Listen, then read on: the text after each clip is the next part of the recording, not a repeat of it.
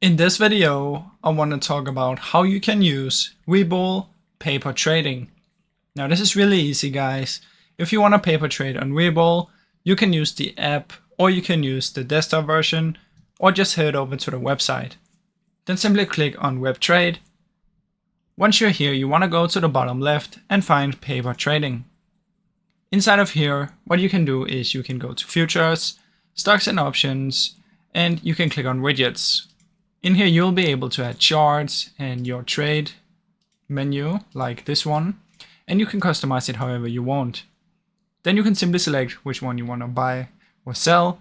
So in this case, I'm on Apple. If you want, you can search for Tesla, and you can find whichever one you want, and you can buy or sell. So let me just do the same one for this one. And in here you can see it. So if you want to buy, you simply want to press buy. And this is the easiest way to do this, guys. If you want to check the account, you can go over here. And that is how it works.